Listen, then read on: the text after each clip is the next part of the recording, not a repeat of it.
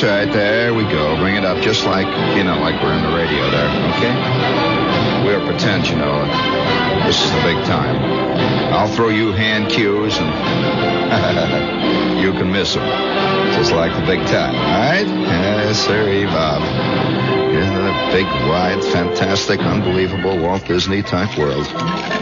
Somebody wrote me a note, says, Shepard, have you noticed that all the new shows are comedies on television coming up? He says the greatest new one is a comedy about World War II German prison camps. So that'll be a laugh a minute. Yes, indeed. As Belson revisited with Soupy Sales playing the leading role. George Rooney. As a matter of fact, he says, it looks like the whole world is getting to be either Walt Disney on one end, Soupy Sales on the other, with a little soup sound of perhaps Lenny Bruce in the middle. All serious thinkers on the larger issues of the day. Bring it up there.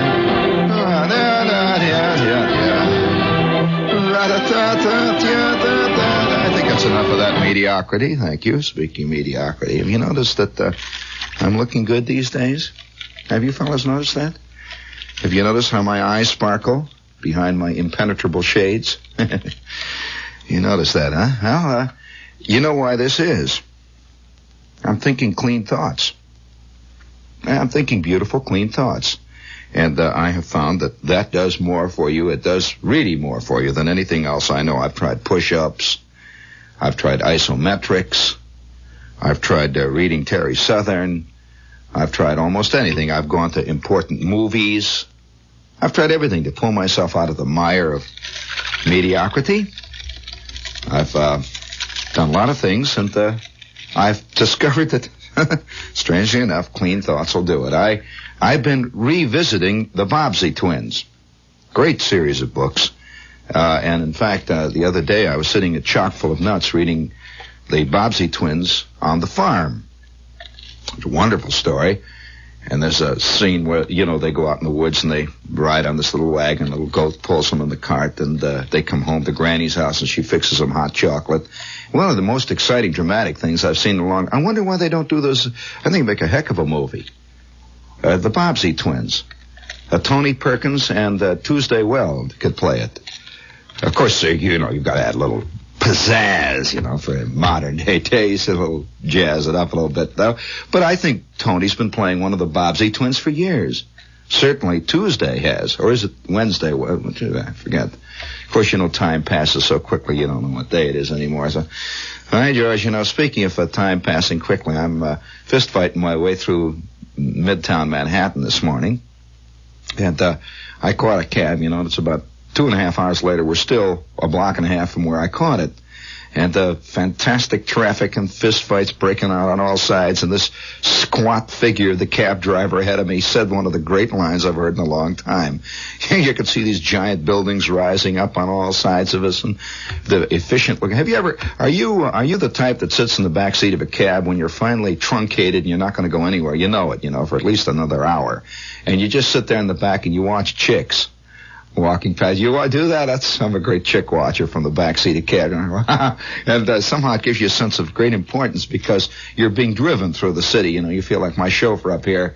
I'll pause here for a moment. Do you mind if I drink a little champagne out of your slipper, honey? And she's on her way to her job in the mailroom at BBD&O. It's just, well, I'm sitting back there watching the chicks, and one thing and another, the horns are honking, and the cab driver's getting the back of his neck is red, and he's looking out. And all of a sudden, of course, the whole scene has to be recreated. It was far more than just the world of the taxis. It was more than the world of the 20th century excitement that we're part of. This giant, fantastic, unimaginable traffic jam that is called the modern, hard-hitting, exciting life of New York City. It was more than that. Have you noticed that New York has become almost unbelievably, excruciatingly dirty? Oh boy, what a dirty, rotten city. They don't talk much about that. They all talk about the excitement of New York, and everybody talks about the pace of New York, which is incidentally a very slow crawl. For those of you outside of New York who think that New Yorkers live in fantastic speed, forget it. It took me at least an hour and a half to go 6 blocks. If that's a crawl, listen, I can crawl on one leg better than that in Waterville, Maine, with the wind against me and through snowdrifts. So there's no such thing as a fast pace in New York, believe me.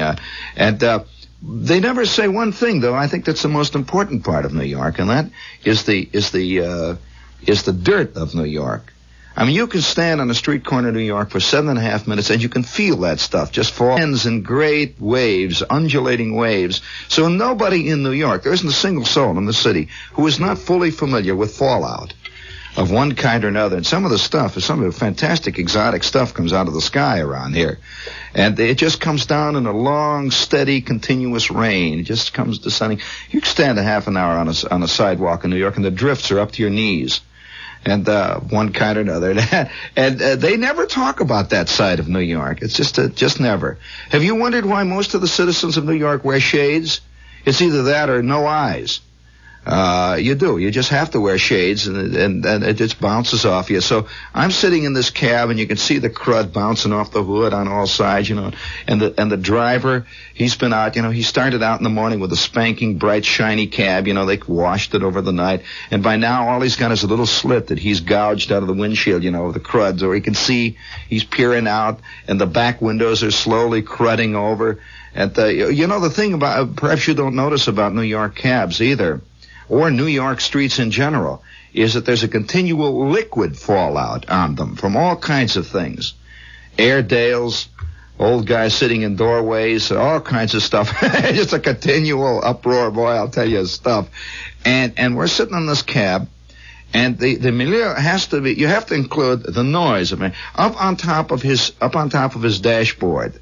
On top of his dashboard, he had the little, they all carry it with him now. On top of his dashboard is this transistor radio. And New York is going all around us. There's continuous uproar. And we're looking out, I can see the chicks going past me, and the crud and the fallout is coming down. It's constant uproar, and the gears are shifting, and he's like, shut up, knock it off! He's yelling out there at the cop, and the cop is yelling back at him. This little transistor radio is playing on and on and on and on. And I'm sitting in back, I'm kind of lounging, and I'm reading the Post. I'm reading the back page of the Post. It says, Casey up and around, Mets drop 7th in a row.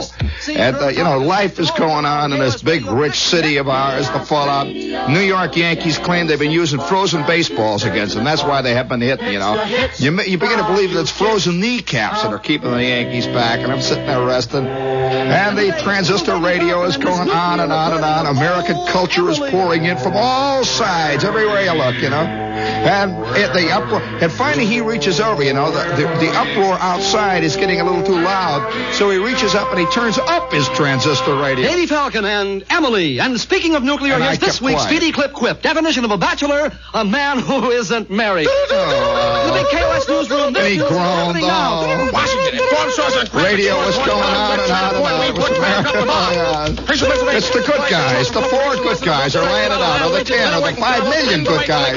They're squirting it out along with all the rest of the crummy fallout of New York. Don't break the devil and Frank Costello's mother. Oh, wowie, what an exciting moment. Well, there was a brief instant there while it hung, and then all of a sudden he said it. He hadn't said anything for 7 blocks. That's like 2 hours. And he said, and I looked up and I said, what? He says, my mother told me to go to school. My mother told me to go to school, and he turned it up again. He turned it up high. What an exciting life.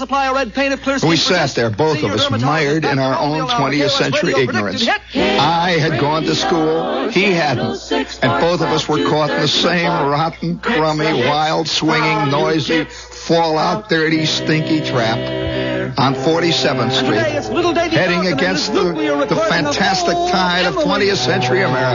My mother told me to go to school. Well, my mother told me to go to school. I did.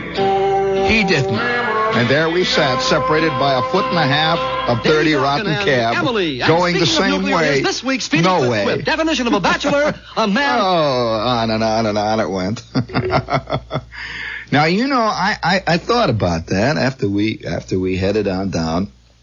I finally arrived here at this rat's nest, and the uproar continued here, the 4,500 elevators going up and down, and 18,000 little short guys with gray fedoras with with brown attaché cases getting off and on, and their cigars going fiendishly in the, you know.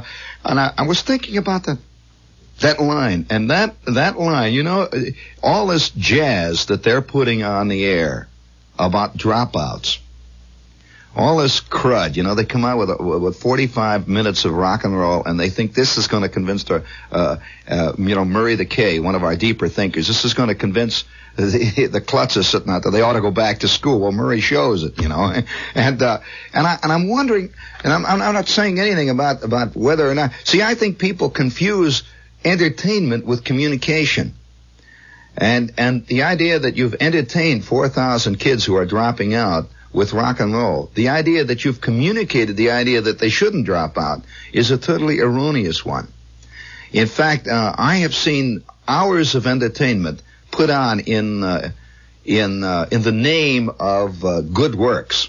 I have been myself. I've been on at least a half dozen telethons. I have made it a rule for the last couple of years to never even get near those monstrosities. And they're done with the idea that they're doing something for good works. Well, you know, this letter this kid wrote to me that I mentioned here earlier on the opening of the show is very true. It's literally true.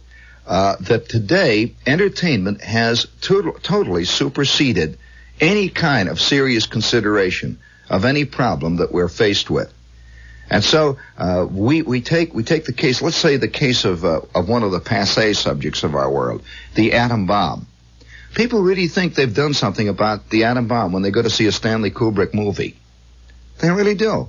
They honestly do. They have that great sense of being right thinkers. You know, they walk down the street, they've paid their $4 to see this turkey, and they feel that they've really done a majestic thing about the atom bomb. Large numbers of people, seriously, will read a book by James Baldwin and think they've done something about civil rights. Now, this is a difficult problem because our world is full of right-thinking people who prefer to think about subjects or talk about subjects or breastbeat about subjects or wail about subjects, and then they put in their little wailing period and then they go off to business as usual. Now, this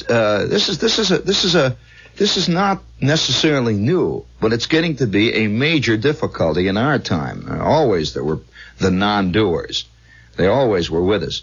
But today, the non-doer has begun to believe he is a doer. That's a new trick. That's a new twist to it. In short, the guy who buys a Lenny Bruce record really thinks he's done something for freedom of speech. You know, this is a fascinating problem. 1,800 kids sitting in a teach-in now. Again, with the parallel that has developed too, the parallel of entertainment as an action, a positive action. The idea of sitting in an audience at an entertainment. This is felt today to be a positive forward movement. You know, one of the things that I have felt very strongly about so many of the civil rights units that I have been off and on involved with is that they all seem to eventually wind up as entertainment. They're sort of like a traveling USO troupe. And so they're constantly having these various things where Duke Ellington and where Marion McKeeba, where any one of five, Bob Dylan sings, you know, the whole scene, everyone sits and applauds and roars and pays their $2 and leaves. And this is being really a brave civil rights fighter.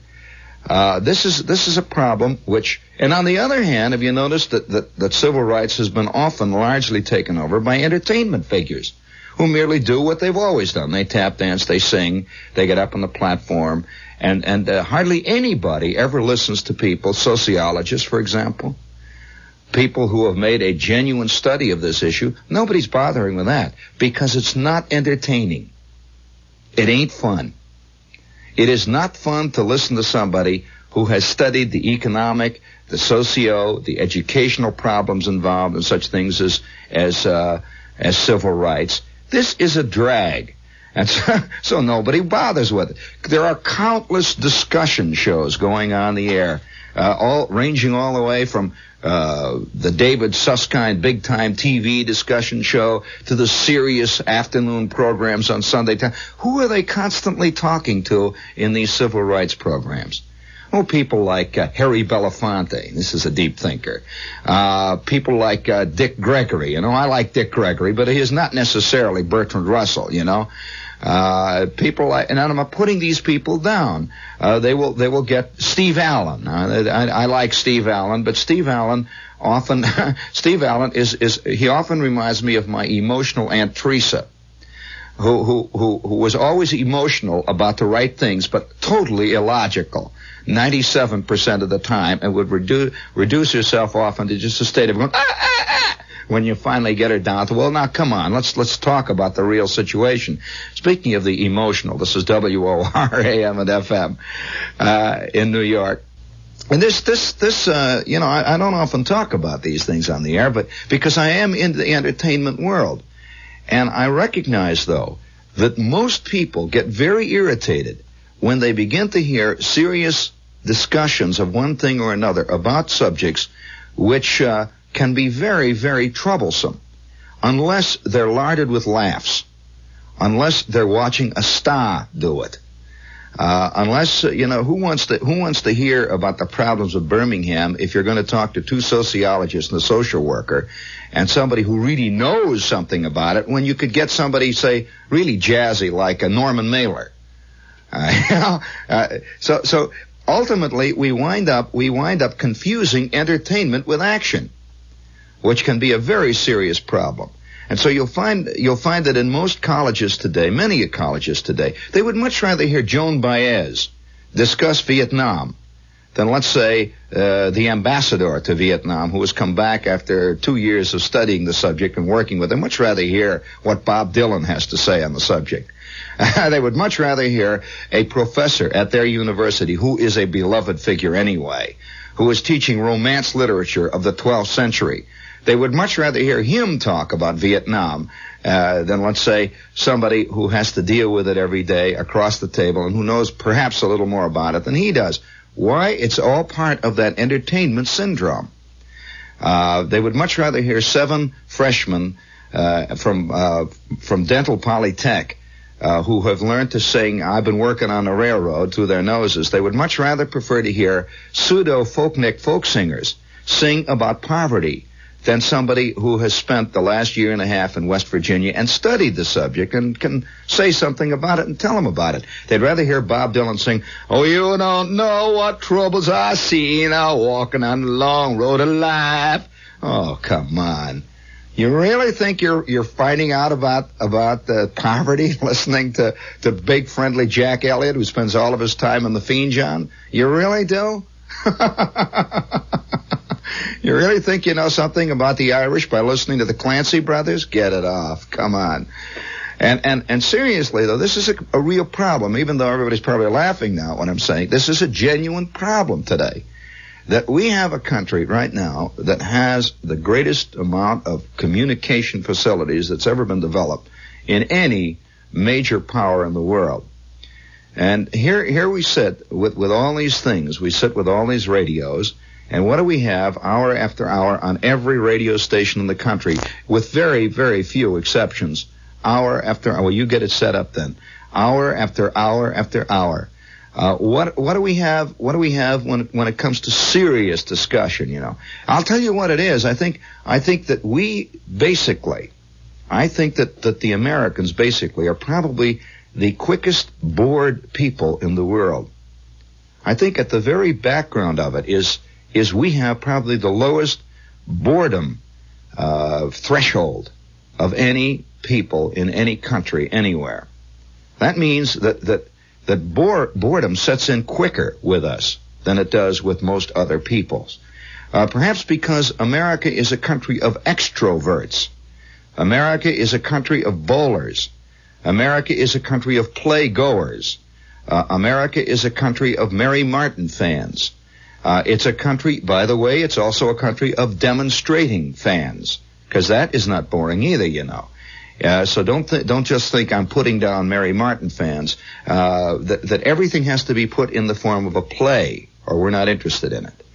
Every drama, every problem has to be put in the form of a bad novel, like Fail Safe.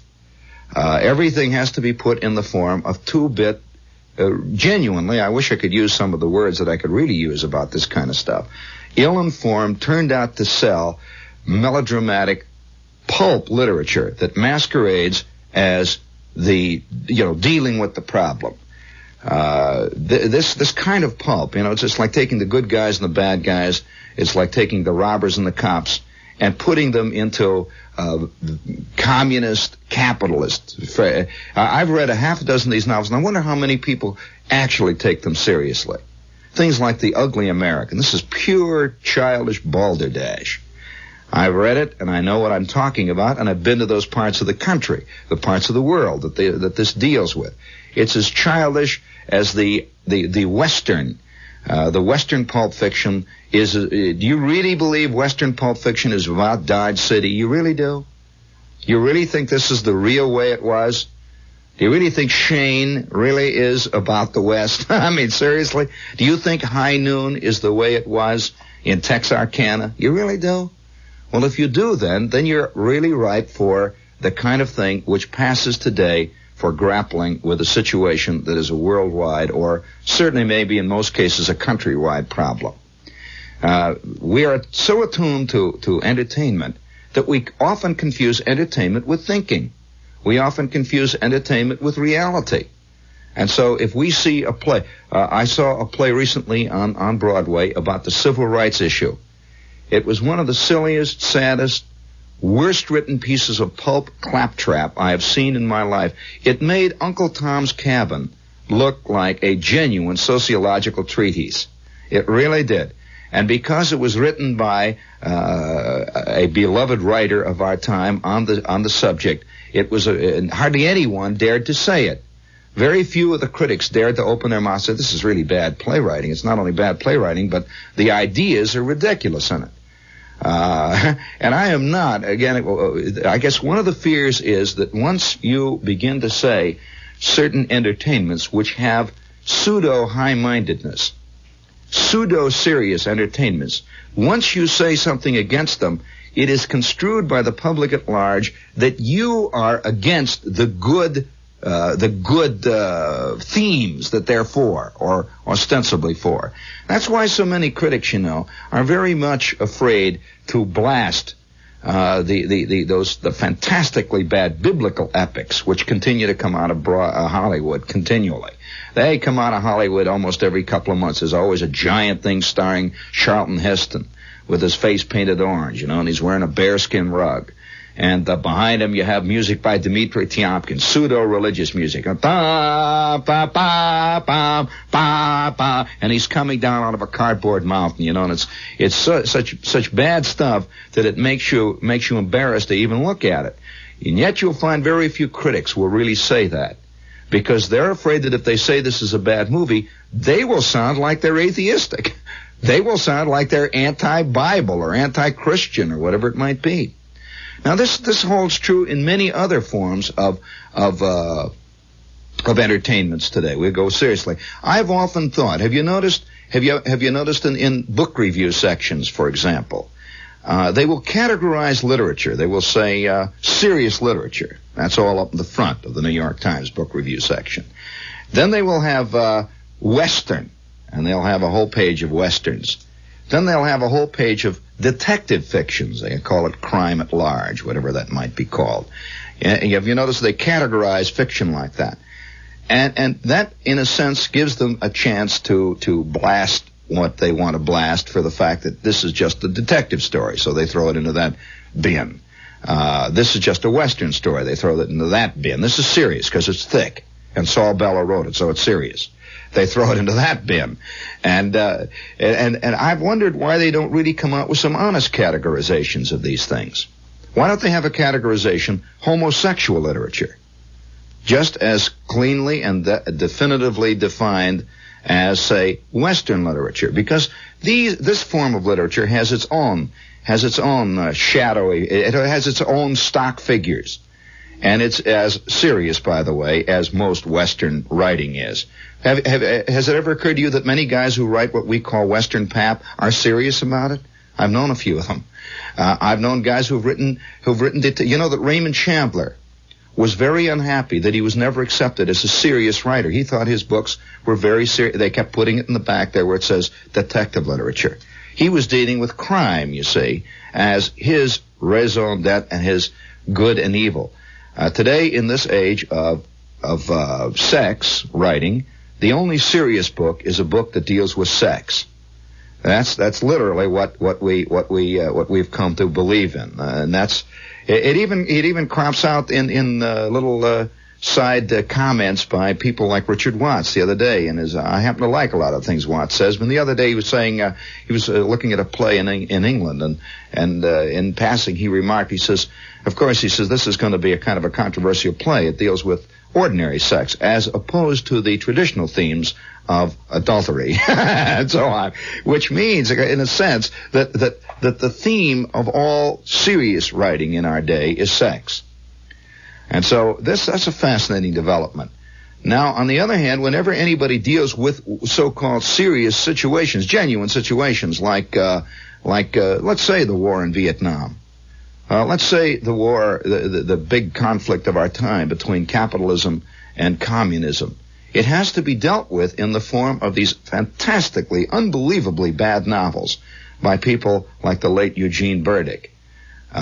People who turn these things out in about 7.5 minutes flat, written from headlines and taken from very bad reports by second-rate reporters everywhere. This is the way a serious subject is dealt with. I submit to you that in general most books written on sex are not serious at all. They're fantasies. I submit that to you for what it's worth. We all live in a world. We've all had our experience with sex, one kind or another. Does it have any relationship at all with the stuff that you generally read about it in most novels? Of course not. That's part of that fantasy world. And so I submit to you for whatever it's good. And by the way, that's a pompous word to use, submit. I submit to you that this is the true fantasy world. In other words, fantasy fiction is really most of what we call serious literature. To me, that is true fantasy fiction. Something like Norman Mailer's American Dream is fantasy fiction. Whereas, on the other hand, I think most of what is written in the world of fantasy fiction, what we call ordinarily fantasy fiction, is not fantasy fiction at all. These are the guys that are really seriously thinking about the problems that face the world. Automation, the space problem, the future of mankind. These are little problems, so they go way in the back by the crossword puzzle and the ads for trusses. The reviews, if they're reviewed at all. And up in the front, some piece of total claptrap, like the American Dream, is treated seriously. To me, this is genuine fantasy fiction. Most of what is written on the civil rights is fantasy fiction. Again, this is, I suppose, there's a very personal comment here, and I'm not attempting to foist my attitudes of these things off on anyone else except here I am. I'm airing them. That's all. But I will say that I feel very, very strongly about the slow encroachment of entertainment into the world of what could have been a serious dialogue about the. I think one of the reasons why many people don't like Johnson, he's not very entertaining. Johnson is just not a pizzazzy TV personality. He just isn't. And in fact, I was reading one of the so-called top critics of the administration recently, and he seemed to hold that against Johnson more than anything else, was the fact that Johnson wasn't exciting. And he held that down. Well, Hitler was very exciting, for those of you who are interested in real going personalities. He really was. Be careful when we begin to confuse exciting personalities with deep thinking. This is quite often the case today.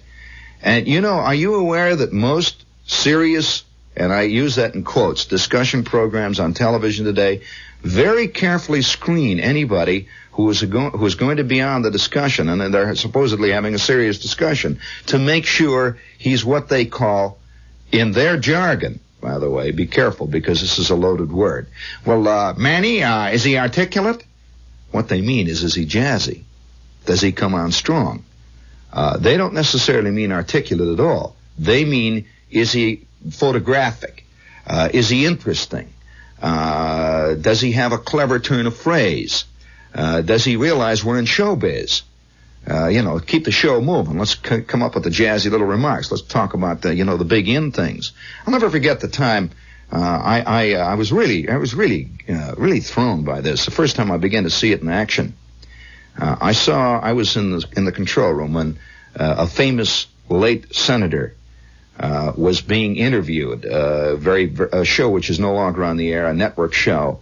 And it was a show where every week they took a controversial character and he got on the air and he was interviewed by this top newsman.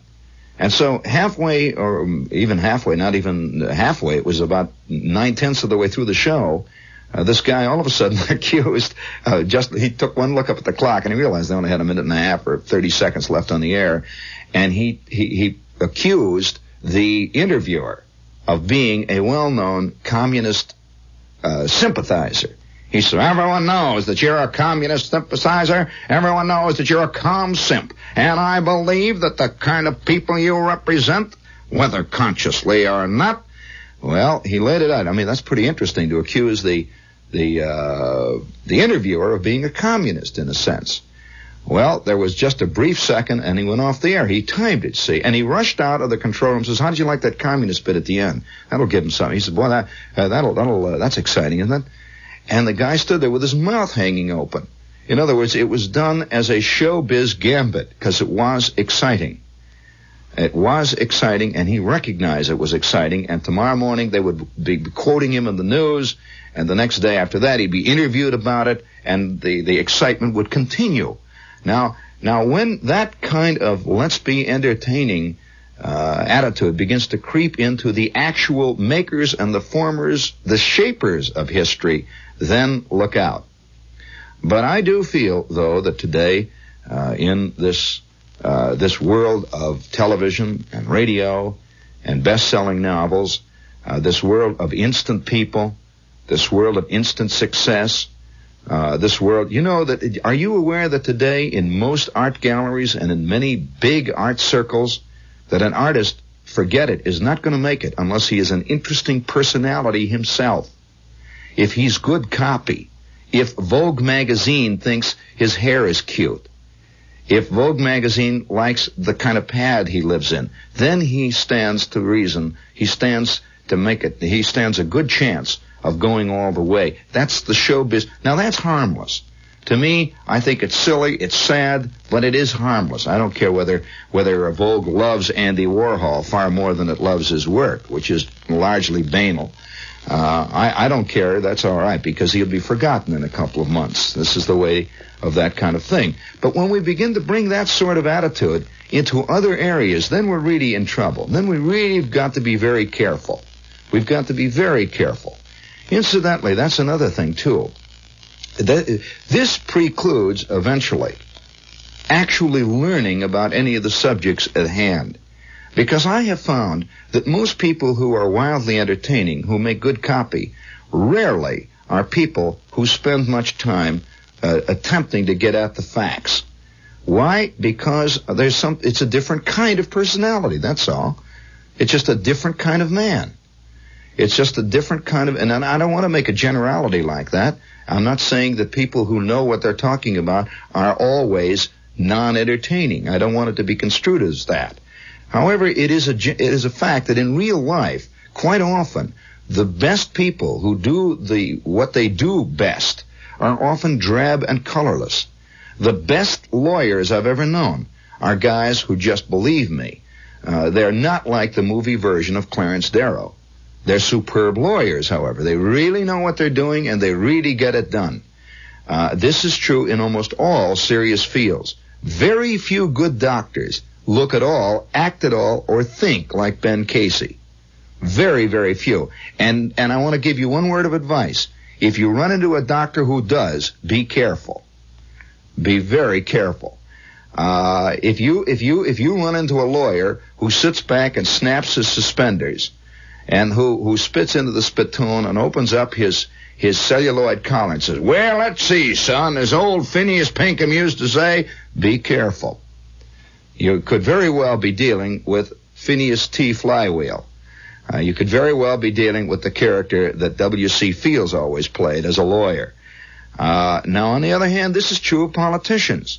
You notice that today everybody's very excited about a politician here in New York City because he's cute.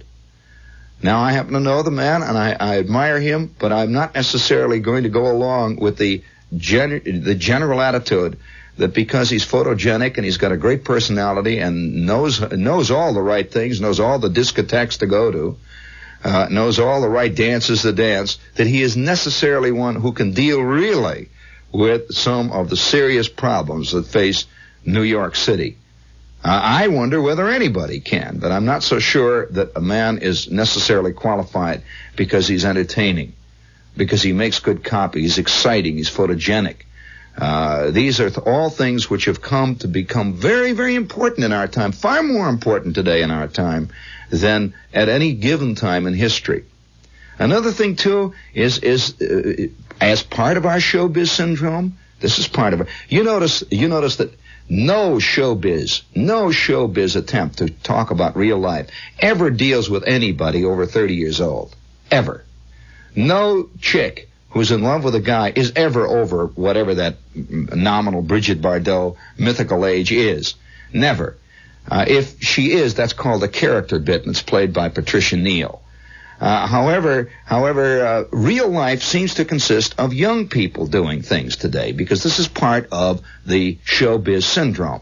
And so, real love is only able to be consummated, and sex and all this always has to be by somebody under 30. This is a fact. All good thinkers are under 30, unless it's a father figure, and he just sits in the background and rocks. That's Spencer Tracy. He's always the old judge. That's something else again. But however, this is one of the reasons why we suspect today any man who shows up on the TV screen and he doesn't seem to be young enough. He doesn't seem to be young enough to be smart. You know, he doesn't seem to be young enough to have wisdom. And I think this is one of the reasons why Mr. Johnson is in trouble, because Johnson does appear to be a mature man. He appears to be a man who has been around, has thought a lot of things, and has seen a lot of things and experienced a lot of things. And this can often be a drug on the mind. And by the way, I'm not here giving a speech pro Johnson. I am merely saying, though, that some of these things are I believe, frankly, are some of the reasons why Johnson is not necessarily. And incidentally, that's another thing. The weak man today is often called he's called the truthful man. That a man today who is weak and who is frightened and who is unsure of himself is the man that many weak, unfrightened, unsure people will trust. And this is one of the reasons why almost all of our comics in the past 3 or 4 years have been little, weak, scared guys. It's the Woody Allen syndrome.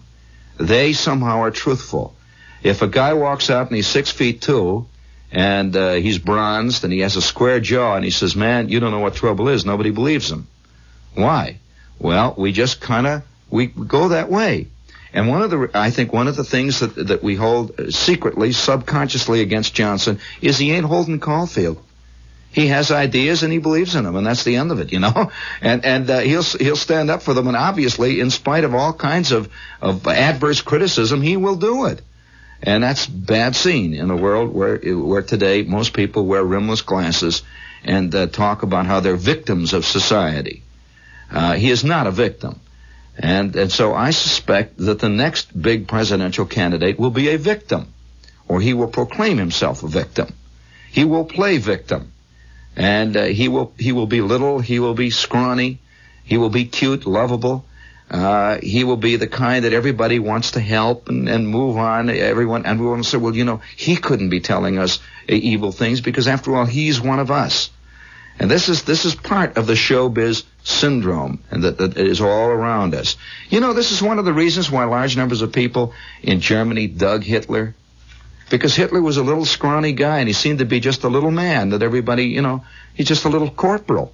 You know, and after all, he's speaking for us. He's a little man. He's known the terrible problems that we've all had, you know, and so it kind of there was an empathy there. But But I'm wondering, after looking at so much of this jazz that goes on, I must get invited to at least 9 different things every week. And what do they want you to do? Do they want you to come to these things and talk seriously about civil rights? No, they want you to come and entertain about civil rights. I'm always invited by student groups to come and talk about entertain about Vietnam. That's what they want. They want a couple of big, wildly funny put-down lines, you know.